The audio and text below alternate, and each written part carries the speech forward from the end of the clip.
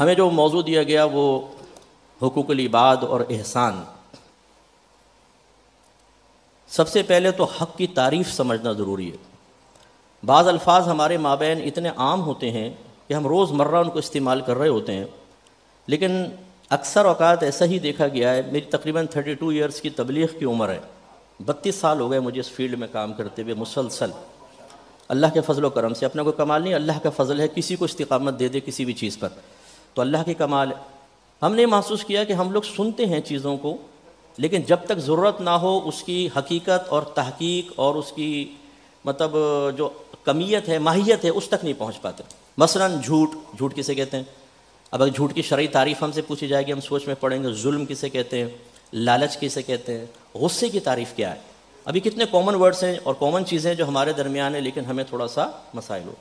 اسی طرح حق ہے، جب حق کی صحیح تعریف ہمارے ذہن میں نہیں ہوتی تو پھر ہم از خود کچھ چیزوں کو حق قرار دے دیتے ہیں، حالانکہ حق کی شرعی تعریف ہمارے ذہن میں ہوتی نہیں۔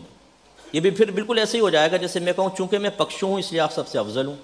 آپ کہیں صاحب پکشو کسے کہتے ہیں؟ تو میں کہوں وہ تو مجھے بھی نہیں پتہ۔ تو انتہائی احمقانہ بات ہے جب پتہ ہی نہیں تو دعویٰ کیسا؟ اب بیوی کہتی ہے میرا حق ہے مجھے دے دو، شوہر کہتا ہے میرا حق مجھے دے، اور شوہر سے پوچھیں حق کسے کہتے ہیں؟ بولے یہ تو مجھے پتہ نہیں۔ یہ ہے حیرت انگیز بات۔ حق کسے کہتے ہیں؟ حق کا مطلب ہوتا ہے ایک ایسی ذمہ داری جو اللہ تعالیٰ کی طرف سے ایک ذات پر کسی دوسری ذات کے مقابلے میں لازم کی گئی۔ اب اگر وہ ذات خود اللہ کی ہے، اس نے اپنی ذات کے پیش نظر ہم پر کچھ ذمہ داریاں رکھی ہیں، انہیں کہتے ہیں حق اللہ۔ جیسے نماز پڑھیں، روزہ رکھیں، زکوٰۃ دیں، گناہ نہ کریں، تو یہ حق اللہ کہلائیں گے۔ اور اگر کسی بندے کے کو ملحوظ رکھتے ہوئے اللہ تعالیٰ نے پھر اس کے مقابلے میں ہمیں ذمہ داری دی ہے، وہ اس بندے کا حق کہلائے گا۔ اب اگر بندے کے سلسلے میں شوہر پہ ذمہ داری، وہ بیوی کا حق۔ اگر شوہر کو پیش نظر رکھ کر بیوی پہ ذمہ داریاں رکھی تو یہ بیوی کا حق ہے۔ ایسے ہی پڑوسی کا حق، ایسے ہی افسر، ایسے ہی ماتحت، ایسے ہی عالم دین، ایسے ہی رعایا، ایسے ہی حاکم کا حق۔ اس کا مطلب یہ ہوا کہ پہلے ہمیں یہ معلوم ہونا چاہیے کہ مجھ پر فلاں شخص کے مقابلے میں کیا ذمہ داری عائد ہوتی ہے، تبھی میں تعیین حق کر سکوں گا، اور جب حق کی تعین ہوگی تو اس کو ادا بھی کر سکتا ہوں۔ اور اگر میں سمجھتا ہوں کہ دوسرے پر میرے پیش نظر کچھ چیزیں ذمہ داری لازم کی گئی ہے تو اس کا مطالبہ بھی کر سکتا ہوں۔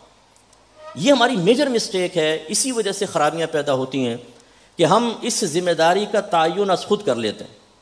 بیوی کہتی ہے میرا حق ہے مجھے الگ رہائش لے کر دو۔ ہمارے مذہب اسلام میں الگ رہائش کا تصور یہ ہے کہ اگر فرض کر لیں جوائنٹ فیملی بھی ہے اور شوہر اپنی بیوی کو ایک ایسا روم دے دیتا ہے، سیپریٹ روم، جس کی وہ کنڈی اندر سے لگا سکتی ہے، اور جب کہیں باہر جائے تو باہر سے تالا لگا کر چلی جائے، تو یہ ایک الگ رہائش کا ہی تصور ہے۔ لیکن عورت کہتی ہے مجھے الگ گھر لے کر دو، یہ میرا حق ہے۔ ایسے ہی بیوی پر ساس سسر کا کوئی حق نہیں ہوتا، نہ خدمت واجب ہے، نہ مطلب اور کوئی ان کی دیکھ بھال واجب ہے، واجب نہیں ہے، لیکن کریں تو اچھی بات ہے، ماں سمجھ کے کریں، والد سمجھ کے کریں، سعادت حاصل ہوگی۔ لیکن جب ہم اس کو نہیں جانتے اور اس کو حق قرار دیتے ہیں تو شوہر بیوی کے منہ پہ تھپڑ مارتا ہوا نظر آتا ہے کہ آج تو نے میری ماں کو چائے نہیں دی شام کو۔ وہ سمجھتا ہے یہ میری ماں کا حق ہے کہ میری بیوی اس کی خدمت کرے۔ اب آپ نے دیکھا حق کی تعریف چونکہ نہیں پتا، حق کے بارے میں نہیں جانتا، اس لیے ناحق کو حق قرار دے کر اور اس سلسلے میں وہ ظلم کو اپنے لیے جائز سمجھ رہا ہے، حالانکہ آخرت میں اس کی گرفت ہوگی۔ ایسے ہی معاملہ افسر کا، ماتحت کا، پڑوسی کا، آپ کے دوست کا بھی ایک حق ہوتا ہے، اولاد کا حق ہے، ماں باپ کا حق ہے۔ یہ تمام، اب جیسے بعض ماں باپ یہ کہتے ہیں کہ جی ہمیں پوری تنخواہ بچہ لا کے ہمارے ہاتھ پر دے، یہ ہمارا حق ہے۔ حالانکہ مذہبی پوائنٹ آف ویو سے اگر ماں باپ محتاج ہیں، کھانا پینا نہیں ہے، لباس نہیں ہے، رہائش نہیں ہے، اس کو نان نفقہ کہتے ہیں، تو یہ اولاد کا حق ہے کہ وہ ماں باپ کو پرووائڈ کرے۔ اگر ماں باپ کو خود پینشن ملتی ہے، دیگر بچے سپورٹ کر رہے ہیں، وہ مالی لحاظ سے بالکل محتاج نہیں، تو اب اولاد پر بالکل یہ لازم نہیں ہے کہ وہ ماں باپ کو کچھ دے۔ اگر دینا چاہے بہت اچھی بات، منع بھی نہیں ہے، لیکن ہم حق کی بات کر رہے ہیں کیونکہ حق میں کوتاہی حرام۔ تو اب ہمیں جو دیا گیا ہے موضوع وہ کیا ہے؟ حقوق العباد اور احساس۔ تعلق یہ پیدا کیا گیا ہے کہ ہم حق العبد پورا نہیں کرتے، ہمیں احساس نہیں ہوتا۔ تو پہلے ہمیں حقوق پتہ ہوں گے، پھر ہم کسی کو جج کر سکتے ہیں کہ یہ حق پورا کر رہا ہے کہ نہیں کر رہا، پھر ہم اس میں احساس پیدا کر سکتے ہیں نا۔ اب ایک آدمی آپ کو آگے سمجھانا شروع کر دے کہ دیکھو جی آپ بھائی بیوی کو گھر میں رکھتے ہیں، ماں باپ بھی ہیں، الگ رہائش تو بیوی کا حق ہے، اسے الگ مکان لے کر دو. آپ کو اتنا بھی احساس نہیں ہے. آپ نے مفتی اکمل صاحب کا بیان سنا تھا احساس کے موضوع پر, تو اب آپ جواب میں کہہ سکتے ہیں کہ بھائی پہلے ثابت کر کے حق ہے یا نہیں ہے. حق ہوگا تو پھر میرے اوپر احساس کے سلسلے میں تم ٹانٹنگ کر سکتے ہو, ورنہ میں تجھے سمجھاتا ہوں کہ یہ حق نہیں ہے اور یہاں پر بے حسی کوئی قابل گریز چیز نہیں ہے. مثال کے طور پہ کسی کو تکلیف پہنچانا جائز ہے؟ بتائیں, بولیں. لیکن آپ اگر مجھ سے پوچھیں گے میں بولوں گا جائز بھی ہے ناجائز بھی ہے.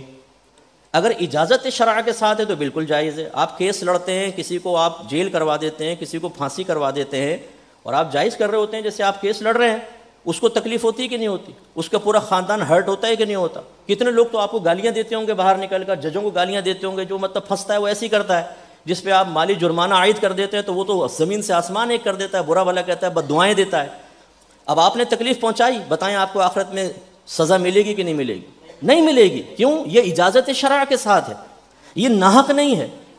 اس سے آپ سمجھ جائیے کہ جب تک ہم مکمل طور پہ ایک دینی معلومات کامل طور پر حاصل نہیں کرتے, ناقص ہمارے پاس ہوتی ہیں, تو بعض اوقات ہم غلط چیز کا دعویٰ کر رہے ہوتے ہیں, غلط چیز پہ گرفت کر رہے ہوتے ہیں, اور غلط چیز پر کسی کو مجرم قرار دے رہے ہوتے ہیں.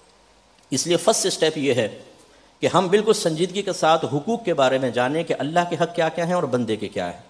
پھر بندے چونکہ مختلف ہیں, ہر ایک کا حق جاننا لازم ہے, پھر احساس ہو سکتا. جن دونوں کراچی میں بہت زیادہ قتل و غارت عام تھی, آپ بھی جانتے ہیں, کچھ ایسے مسائل تھے پچھلے کافی دنوں پہلے. ایک بہن آرٹیکل لکھ رہی, مقالہ لکھ رہی تھیں ایم فل کا اور یہ پی ایچ ڈی کا. انہوں نے کہا مفتی صاحب میں احساس کے موضوع پہ لکھ رہی ہوں, احساس اور بے حسی. آپ تھوڑا سا مجھے کچھ اور پوائنٹ بتائیں. میں یہ چاہتی ہوں کہ لاش زمین پہ پڑی ہوتی ہے, آدمی تڑپ رہا ہوتا ہے اور کوئی اس کو اٹھانے کے لیے تیار نہیں ہوتا. یہ کتنی بڑی بے حسی کی بات. اب آپ مجھے بتائیں کہ اس پہ کچھ اور پوائنٹ, میں اس پہ آرٹیکل لکھنا چاہتا ہوں. میں نے کہا بہن بات دراصل یہ ہے, فرض کر لیں کہ کسی کو سیاسی بیس پر گولی ماری, وہ پڑا ہوا ہے, 4 لڑکے موٹر سائیکلوں میں سائیڈ میں کھڑے ہوئے کہ جو اٹھانے آیا اس کے بھی بھیجے میں گولی مارے. اب آپ بتائیں کہ کوئی بیچارہ اگر اپنی جان بچانے کے لیے, اپنے آپ کو نقصان سے بچانے کے لیے, پریشانیوں سے بچانے کے لیے اس میں ہاتھ نہیں ڈالتا, تو شریعت اس کو اجازت دیتی. اللہ تعالیٰ ارشاد فرماتا ہے لا تلقوا بأیدیکم الی التہلکہ, اپنے آپ کو جان بوجھ کر ہلاکت میں مبتلا نہ کرو. اس لیے واضح طور پہ یہ لکھا ہوا ہے کہ اگر انسان کو خوف و جان کا, عزت کا, مال کا, تو وہ تبلیغ دین سے بھی رک سکتا ہے, اور ان چیزوں سے وہ شرعی طور پہ معذور ہے. اب اسے آپ بے حس نہیں کہہ سکتے. اب آپ یہ ضرور کہیں گے کہ یار تم تھوڑی سی بہادری دکھا لیتے, الگ بات تھی, یہ بے حسی نہیں ہے. میں نے کہا اب یہ بتائیے کہ آدمی ایسے تڑپ رہا اور آپ کا سگا بھائی آپ کو اگر کہے میں آج اس کو چھوڑ کر آ گیا, کیوں؟ مجھے خوف تھا کہ پھر مجھے اتنے چکر لگانے پڑیں گے. اور وہ آپ ہی بہتر جانتے ہیں کہ ایک آدمی اگر اس طرح کے کیسز میں پھنس جائے تو بیچارہ وہ آدھی زندگی تو اس کی کیسز اور تھانوں میں ہی گزر جائے گی. ایک آدمی کیسے نارمل لائف گزار سکتا ہے اس کے بعد؟ اور پھر اگر 2-4 ایسے کیسز بن جائیں تو بس پھر وہ تو دادا بن کر بھی اس کے پوتے بھگتتے رہیں گے, وہ بیچارہ نہیں نکل سکتا. اب اس کو آپ بے حسی نہیں کہہ سکتے, یہ ایک مجبوری ہے, یہ عذر کی صورت ہے. جہاں شریعت اس کا حق رکھتی ہے وہیں ایک معذور شخص کا حق بھی رکھتی ہے. اس کا مطلب یہ ہوا کہ اب حقوق العباد کے سلسلے میں یہ بھی دیکھا جائے گا کوئی شخص مجبور تو نہیں ہے, معذور تو نہیں ہے, بیچارہ اس کے ساتھ شرعی صحیح عذر تو نہیں ہے.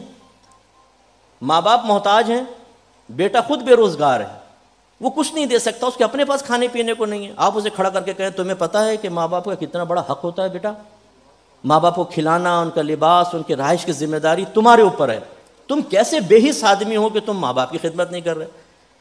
بتائیے کیا اس کو ایسا کہنا صحیح ہوگا؟ بیچارہ وہ خود مجبور ہے, معذور ہے. ہماری شریعت اس کا بھی لحاظ کرتی ہے. لہٰذا اب ہمیں یہ دیکھنا ہوگا سب سے پہلے حق کی پہچان, دوسرا میں اس حق کو ادا کر سکتا ہوں یا نہیں کر سکتا. اگر حق کی پہچان ہو گئی اور ہمارے ساتھ کوئی شرعی عذر نہیں ہے, اب اگر ہم حق میں کوتاہی کریں گے تو یاد رکھیے کہ پھر ہم قابل گرفت ہوں گے. حتیٰ کہ جانوروں کے حق میں اگر کوتاہی کی, اس میں بھی قابل گرفت ہوں گے. بخاری کی روایت ہے, میرے آقا صلی اللہ علیہ وسلم ارشاد فرماتے ہیں کہ عورت نے ایک بلی کو گھر میں باندھ دیا, نہ اس کو کھانا ڈالا, نہ اس کو چھوڑا کہ وہ چوہے وغیرہ کھا کر اپنا پیٹ بھر لیتی, حتیٰ کہ وہ کمزوری کے باعث مر گئی. فرماتے ہیں میں نے اس عورت کو جہنم میں دیکھا ہے اور وہ بلی اس کے آگے اور پیچھے کو نوچ رہی ہے. یعنی اللہ نے اس عذاب کے طور پہ بلی کو ہی مسلط کر دیا. جب حق میں کوتاہی ہو پھر ایسا ہے. صحابہ کرام نے عرض کیا رسول اللہ, ایک عورت ہے بہت صدقات کرتی ہے لیکن اپنی زبان سے لوگوں کو, پڑوسیوں کو تکلیف پہنچاتی ہے. سرکار نے ارشاد فرمایا لا خیر فیہا ہی فی النار, اس میں کوئی بھلائی نہیں اس عورت میں, وہ جہنم میں جائے گی. پھر عرض کیا رسول اللہ ایک عورت ہے جو صرف تھوڑے سے پنیر کے ٹکڑے یعنی معمولی چیزیں صدقہ کرتی ہے لیکن اپنی ذات سے کسی کو تکلیف نہیں پہنچاتی. سرکار نے فرمایا ہی فی الجنہ، وہ جنت میں ہوگی. اس کا مطلب یہ ہے جب ہم حق پورا کر سکتے ہیں اور اس میں کوتاہی کے مرتکب ہوں تو پھر سمجھ جائیے اب ہے اس میں شرعی گرفت، اب آخرت کے احتساب کے لیے تیار رہنا چاہیے. مثال کے طور پر زوجہ کو ٹائم دینا، اس کو توجہ دینا، اس کو نان نفقہ دینا، یہ شوہر کی ذمہ داری ہے. اس کی عزت کو قائم رکھنا اپنے گھر والوں بچوں کی نگاہوں میں یہ ایک عورت کا حق ہے. لیکن باہر مہذب بننے والا بعض اوقات گھر میں داخل ہوتا ہے تو مصطفیٰ قریشی بن جاتا، گنڈاسا ہاتھ میں لے کے. ماں بہن سے کم تو بات ہی نہیں ہوتی، مارنا پیٹنا، بچوں کے سامنے بیوی کو ذلیل کرنا، ماں باپ کے سامنے ذلیل کرنا، نان نفقہ دوستوں پہ خرچ کر رہے ہیں، لسیاں پلا رہے ہیں، چائے پلا رہے ہیں، بیوی مانگ رہی آٹے کے پیسے گھی کے پیسے، اسے پیسے نہیں دے رہے. ظلم و ستم کر رکھا ہے. غیر عورتوں سے مراسم، غیر عورتوں سے دوستیاں، لڑکیوں سے دوستیاں فیس بک پر، بیوی پہ توجہ نہیں. بیوی کو دیکھا تو ایسا ہے جیسے ابھی کاٹ کے کھا جائے گا، یہ ڈائن کہاں سے آ گئی، چڑیل میرے اس میں قسمت میں آ گئی. اور دوسری طرف نگاہ ڈالے تو بانچھیں کھلیوں عورتوں کو دیکھ کے اور بچ بچ جائے آدمی. او ہو، ارے بھائی یہ جو آپ حق میں کوتاہی کر رہے ہیں اس کی بھی آخرت میں گرفت ہے. ایسے جب تک ماں باپ ان کے پاس پراپرٹیاں ہوں، دکانیں ہوں، فلیٹ ہوں، تو آپ نے دیکھا ہے وہ بہویں بھی ابا جی دوائی کھا لے، ابو جی چائے لاؤں آپ کے لیے. تو یہ ابو جی نہیں ہے، یہ پیچھے فلیٹ ہے، یہ کروڑ روپے کی دکانیں ہیں. آج ابو جی ان کے نام کر دیں ساری چیزیں اور پھر وہ ابا پکارتے رہے گا، ارے کمبختو دوائی دے دو، بڈھے کو مرنے دو. مرتا ہی نہیں ہے بڈھا، کھانس کھانس کے میرا ناک میں دم کر رکھے. یہ ہم لوگوں کا حال. تو اب جب بچے بڑے ہو جاتے ہیں تو پھر ماں باپ کے کمزور وجود، ان کے لرزتے ہوئے ہاتھ، ان کی کانپتی ہوئی ٹانگیں، ان کی محتاجی والی اٹھتی ہوئی نگاہیں، یہ ہمارے اندر تکبر بھر دیتی ہیں. ہم ڈانٹتے ہیں، ڈپٹتے ہیں، جھڑکتے ہیں، سختی سے گفتگو کرتے ہیں. آپ اچھے لوگ ہیں، ہو سکتا ہے کوئی وکیل اتنے دلائل جانتا ہے، وہ ماں باپ بیچارے کچھ نصیحت کریں، وہ 10 دلیلیں اس کو دے دے ان کے سامنے، تمہیں کیا پتا وکیل میں ہوں کہ تم ہو. یعنی ہم عقل قل سمجھ کر اپنے ماں باپ کو ذلیل و رسوا کریں، انہیں ان کی کمزوری کا احساس دلائیں، یہ پھر حرام اور گناہ کبیرہ ہوگا. ولا تقل فلا تقل لهما اف ولا تنهرهما. اللہ تعالیٰ فرماتا ہے جب تیرے ماں باپ میں سے کوئی ایک یا دونوں بڑھاپے کی حالت میں پہنچ جائیں تو ان سے اف بھی مت کہو اور ان کو جھڑکو مت، کیوں؟ دل آزاری ہوگی. نرمی سے گفتگو کرو. اسی طریقے سے ہمارے امپلائی ہوتے ہیں، ان کے ساتھ نرم رویہ اختیار کرنے کا حکم ہے. حضرت ابو مسعود انصاری رضی اللہ تعالیٰ عنہ ایک صحابی گزرے، کہتے ہیں کہ میں کوڑے سے اپنے غلام کو اس کی غلطی پر سزا دے رہا تھا تو پیچھے سے ایک آواز آئی کہ ابو مسعود اللہ سے ڈر. تو میں نے جب پلٹ کے دیکھا تو رحمت کونین صلی اللہ علیہ وسلم. تو کہتے ہیں سرکار کی ہیبت سے میرے ہاتھ سے کوڑا گر گیا. میں نے کہا میں اللہ اس کے رسول کی بارگاہ میں توبہ کر دوں. سرکار نے ارشاد فرمایا جتنا تو اپنے اس غلام پر دسترس رکھتا ہے نا، اللہ کو تجھے اس سے زیادہ دسترس حاصل ہے. تو یہ جو کہتے ہیں کہ میں نے کہا رسول اللہ میں آپ کو گواہ بناتا ہوں آئندہ میں ایسا کبھی نہیں کروں گا، اور اپنے اس غلام کو میں نے آزاد کیا. مسلم کی روایت ہے سرکار نے ارشاد فرمایا اگر تو اس کو آزاد نہ کرتا تو جہنم میں جاتا. ہم بعض اوقات بعض سینئر وکلاء ہوتے ہیں، میں چونکہ آپ ہی کی ایک مثال دے رہا ہوں، جونیئر ان کے ساتھ ہوتا ہے، کوئی مسٹیک کر دے کیس میں تو جو اس کی کھٹیا کھڑی ہوتی ہے بیچارے کی. اسی طرح کوئی چائے لانے والا نمک کو میٹھا تیز کر دیا، کم کر دیا، اس کو ڈانٹنا ڈپٹنا، 2 منٹ میں عزت اتار کر اس کے ہاتھ پہ رکھ دینا، کیونکہ ہم یہ سمجھتے ہیں اس کی تو عزت ہے ہی نہیں، اترے گا کیا؟ اترے گا تو ہمارا، اگر ہم ہیں عزت والے، یہ کہاں چائے والا پانی والا، یہ کہاں عزت والا.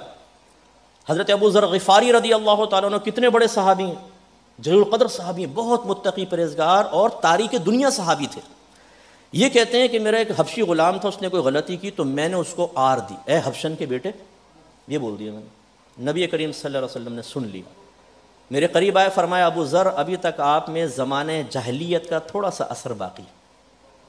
کتنا بڑا پیغام ہے اس ایک لفظ میں، ابھی آگے چلتے ہیں، لیکن اس ایک لفظ میں پڑھا لکھا ہونے کے باوجود، ویل ایجوکیٹڈ ہونے کے باوجود، معاشرے میں ایک عزت کا مقام حاصل کرنے کے باوجود، جب ہم یہ چیپ حرکتیں کرتے ہیں، اپنے لیول سے نیچے اتر کر ہم کوئی کام کرتے ہیں، سرکار نے فرمایا زمانے جاہلیت والا کام ہے یہ پڑھے لکھے لوگوں کا کام نہیں ہے، اور میں نے تمہیں شعور دیا ہے، تعلیم دی ہے.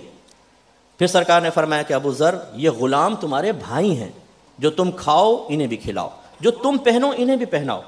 تو ابو ذر غفاری رضی اللہ تعالیٰ. اچھا پھر سرکار نے مزید فرمایا ان سے ہلکا کام لو، اور کبھی سخت کام لو تو ان کے ساتھ مددگار بنو. اس کے بعد سے ابو ذر غفاری رضی اللہ تعالیٰ عنہ جیسا لباس خود پہنتے تھے ویسے غلام کو پہناتے تھے. چلے ہم اس لیول پر کسی کو نہ لیں. اب ہماری بہنیں بھی تشریف فرمائیں, گھروں میں بعض وقت ماسیاں کام کرتی ہیں, او ہو ماسی کوئی غلط کام کر دے, گلاس توڑ دیا, 25 روپے کے گلاس ہے, 500 روپے کی گالیاں دے دیں گے ان کو. اچھا اگلے دن اپنے ہاتھ سے گر جائے گا گلاس, پھر کہیں گے پتہ نہیں کس نے چکنائی لگا دی اس میں, یعنی وہ تو ماسی نے خود ہی پھینکا تھا, ان کے ہاتھ میں چکنائی لگ گئی. پھر تو ہم یہ سمجھتے ہیں ماسی چونکہ ایک نیچ لوگ ہیں, کمتر لوگ ہیں, انہیں ڈانٹو ڈپٹو ذلیل کرو, ہمارے لیے بالکل جائز, اس کا بھی ایک حق رکھا ہے. میرے آقا کی شان ہی یہ ہے, ہر آدمی ہر مسلمان کو حق دیا ہے. دیکھیں نا یہ کلام مطلق ہے. سرکار فرماتے ہیں کہ المسلم من سلم المسلمین, مسلمان وہ ہے جس سے دوسرے مسلمان محفوظ رہے, بھی یدہ و بلسانہ, اس کی زبان سے, اس کے ہاتھ سے. اصل یہ ہے, ہمیں غور کرنا چاہیے میں کس کے لیے باعث تکلیف بن رہا ہوں. اپنے فیس ایکسپریشن کے ذریعے, اپنی زبان کے ذریعے, اپنے رویے کے ذریعے, اپنی باڈی لینگویج کے ذریعے, اپنے کردار, اپنے اخلاق کے ذریعے, کس کو میں تکلیف پہنچا رہا ہوں, کس کو ہرٹ کر رہا ہوں. بلا ضرورت اس طریقے کریں گے تو یہ حق العبد میں کوتاہی ہوگی اور آخرت میں اس کی گرفت ہوگی. چونکہ ٹائم زیادہ ہو رہا ہے, بس میں آخرت کے بارے میں آ جاتا ہوں. نبی کریم صلی اللہ علیہ وسلم نے ایک دفعہ صحابہ کرام سے فرمایا, اتدرون مل مفلس, اے صحابہ تم جانتے ہو مفلس کون ہوتا ہے؟ صحابہ کرام نے عرض کیا رسول اللہ, ہم میں تو مفلس وہ ہے جس کے پاس نہ دراہیم ہو نہ دنانیر ہو, مال نہ ہو, مفلس ہے.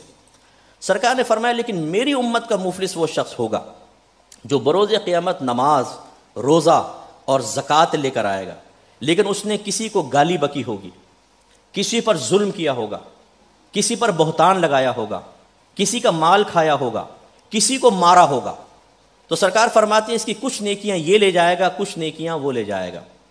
پھر اگر اس کی نیکیاں ان کا حق ادا کرنے سے پہلے ختم ہو جائیں گی تو اللہ تبارک و تعالیٰ ان کی برائیاں اس کے نام اعمال میں ڈال دے گا اور اللہ تعالیٰ اس کو جہنم میں داخل کر دے گا. اس کا مطلب یہ ہوا کہ حق العبد میں کوتاہی, جس کو شرعی اصطلاح میں ظلم سے بھی تعبیر کرتے ہیں, اگر ہم ظلم کے مرتکب ہوں گے تو بروز قیامت دنیا کی عارضی زندگی پر آخرت کی زندگی کو قیاس نہیں کیا جا سکتا.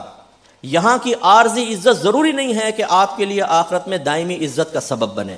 یہاں ہو سکتا ہے کہ آپ کے دوست, آپ کے کولیگس, آپ کے اور لوگ آپ کو عزت سے بٹھائیں, احترام سے بٹھائیں, آپ کی آمد پر کھڑے ہو جائیں, آپ کے نام کے نعرے لگیں, لیکن دا ڈے آف ججمنٹ, وہاں جو سپریم کورٹ ہے, وہاں جو اللہ تبارک و تعالیٰ فیصلہ فرمانے والا ہے, وہ نہ کسی کی سفارش قبول کرتا ہے, نہ کسی ناحق کو حق قرار دیتا ہے, نہ کسی کا ایک ذرہ معاف فرمائے گا جب تک کہ مظلوم کو اس کا بدلہ نہ دلوا دے.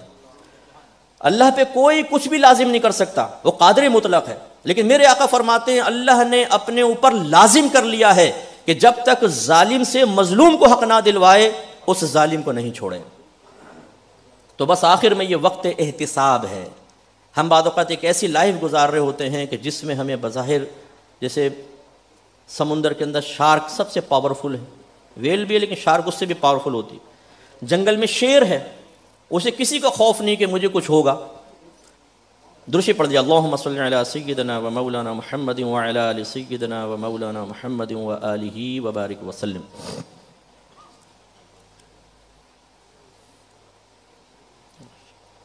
میں نے کہا پکچر آرام سے کھینچ لیں گے, خامخواہ ڈسٹرب ہوگا بیچارہ.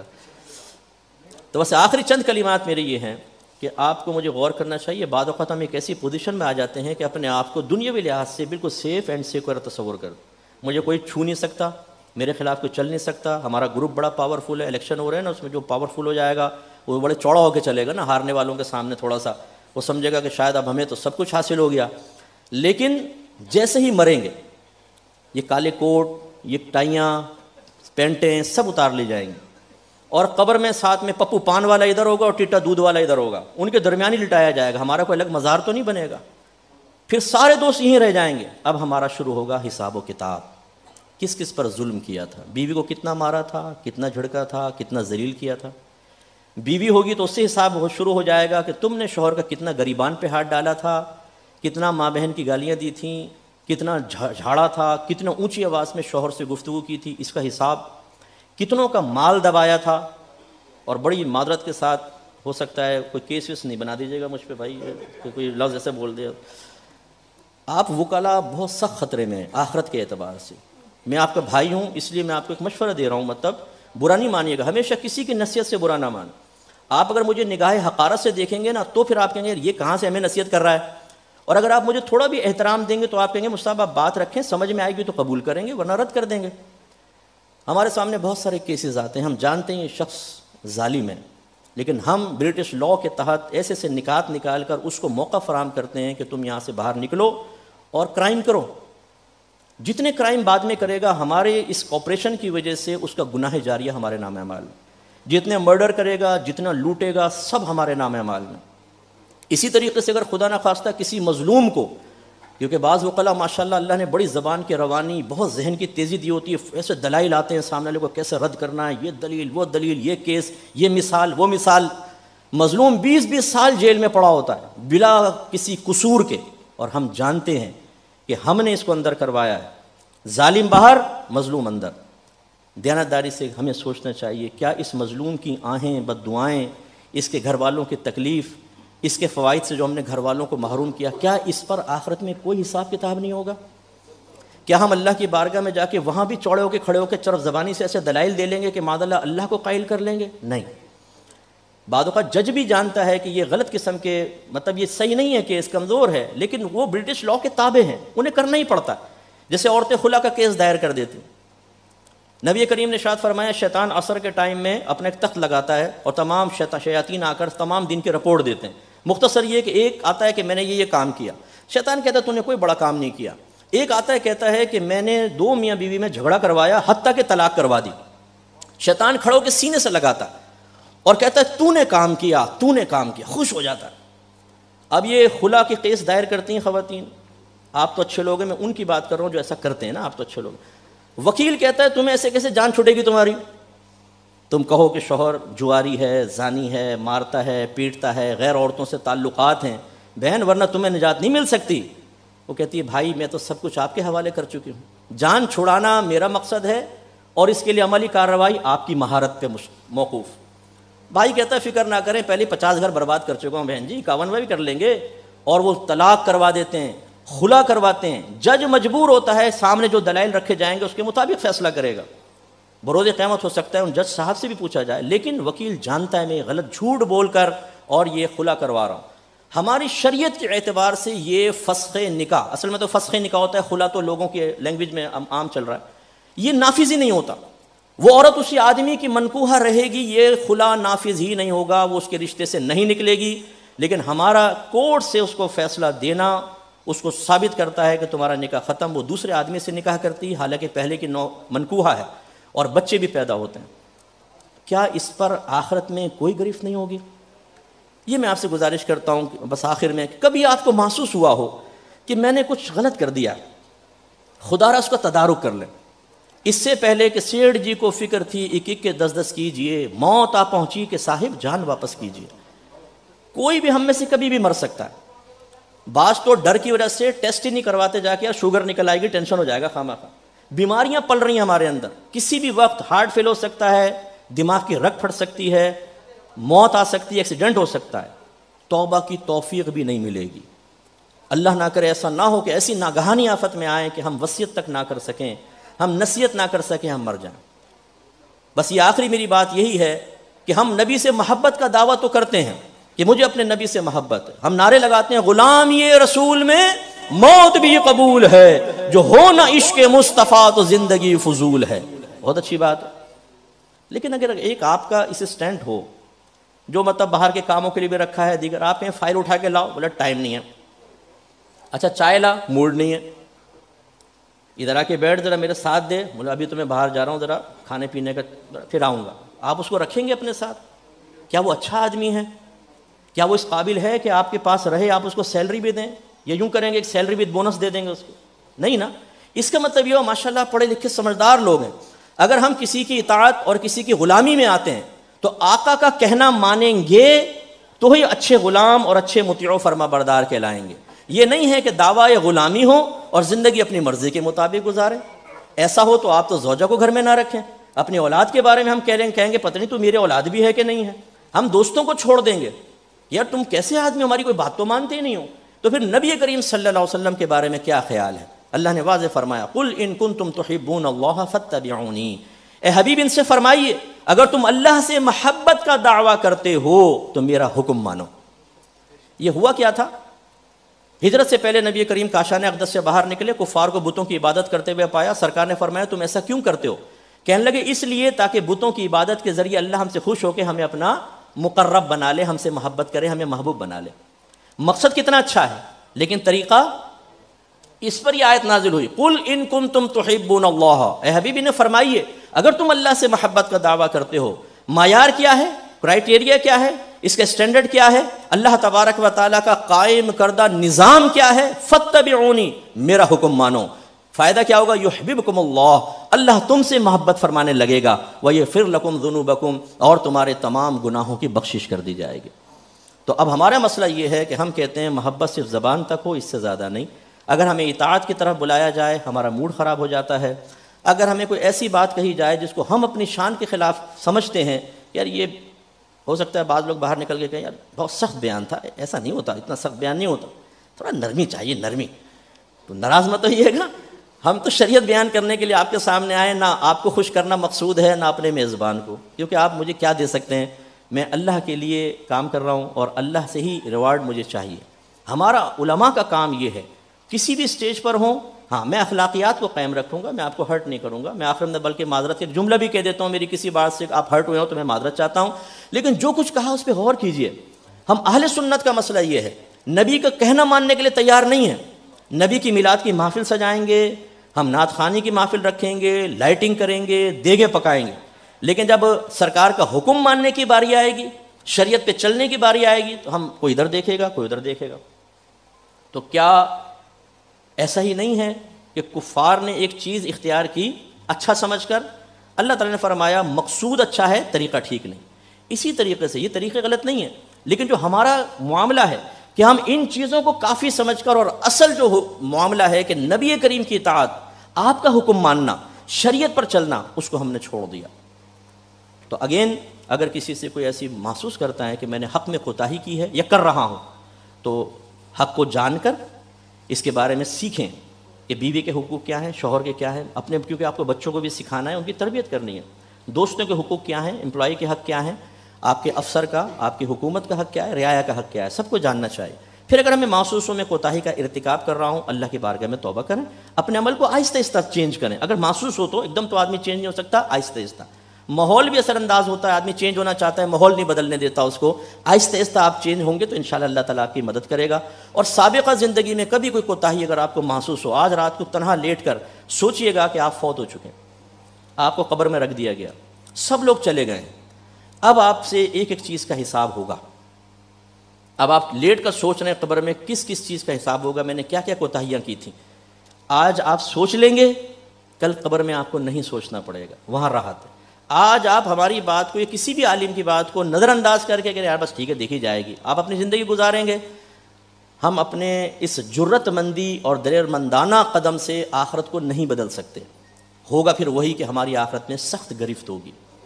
حضرت عمر کے قول کے ساتھ اپنے بیان کو ختم کرتا ہوں۔ آپ نے ارشاد فرمایا، لوگو اس سے پہلے کہ بروز قیامت تمہارا حساب و کتاب ہو، تم خود دنیا میں اپنا حساب و کتاب کر لو۔ اگر میری کوئی بات کسی کی دل آزاری کا سبب بنی ہو، میں معذرت چاہتا ہوں، لیکن آج رات کو لیٹ کر بالکل عاجزی انکساری کے ساتھ تھوڑا سا میری اسپیچ پر غور کر لیجئے گا۔ اگر اس میں کوئی قابل عمل بات نظر آئے، اگر اس میں کوئی قابل اصلاح بات آپ کو اپنے حق میں محسوس ہو، تو خدا را اپنی ہی آخرت کے لیے اسے اختیار کرنے کی کوشش کریں۔ اللہ تعالیٰ عمل کی توفیق عطا فرمائے، آمین۔ وآخر دعوانا ان الحمد للہ رب العالمین۔